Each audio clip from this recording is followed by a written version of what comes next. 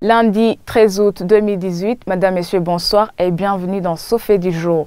Après le rapport présenté au Conseil de sécurité des Nations Unies jeudi le 9 août dernier par l'envoyé spécial du secrétaire général des Nations Unies au Burundi, Michel Kafando, notant une amélioration de la situation sociopolitique qui prévaut au pays, Tassien Sibomana, acteur politique de l'opposition, se dit désagréablement surpris. Pour lui, certaines affirmations sont sans fondement. La récente révision de la Constitution et les contributions qu'il qualifie de forcées devraient interpeller cet envoyé spécial. Nous avons été surpris parce que depuis qu'il a été nommé envoyé spécial du secrétaire général des Nations Unies, nous avons eu l'occasion de nous entretenir avec lui, je crois, à 2 reprises, sans parler des rapports qu'il doit recevoir régulièrement des émissaires ou de son équipe qui est déjà installée à Bujumbura. Je pense donc que certaines affirmations n'ont pas de fondement, compte tenu de la situation que nous vivons au Burundi. D'abord, je parle de la situation politique.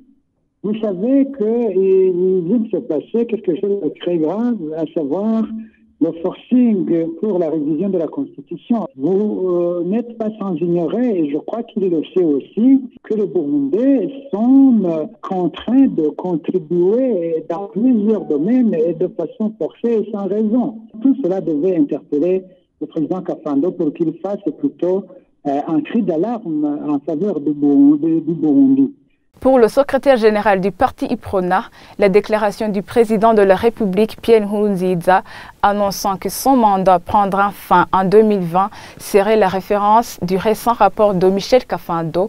Olivier Nkurunziza se réjouit de ce rapport qui, selon lui, décrit la situation sociopolitique telle qu'elle. Olivier Nkurunziza, secrétaire général de l'Iprona.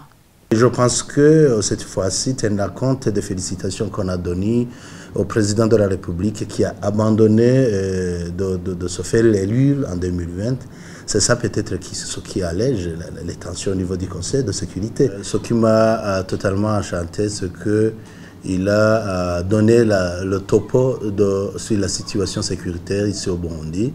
On a constaté qu'au Burundi, jusqu'à aujourd'hui, il y a la paix, qu'on a même fait les élections référendaires en paix et en sérénité. Mais aussi sur les questions politiques, ils ont passé en revue sur récente feuille de route que les partis politiques ont adopté, mais aussi sur le dialogue interburundais. Volet externe, nous entendons toujours que le médiateur fait un appel, effectivement. Chaque fois, c'est pour toujours interpeller les Burundis de venir ici au Burundi pour, bien sûr, les acteurs politiques qui sont en exil, qu'ils peuvent revenir ici au Burundi pour faire des élections libres et transparentes. Du côté de la Commission nationale indépendante des droits de l'homme, l'envoyé spécial Kafando a su produire un rapport qui reflète la réalité sur la situation sociopolitique du Burundi.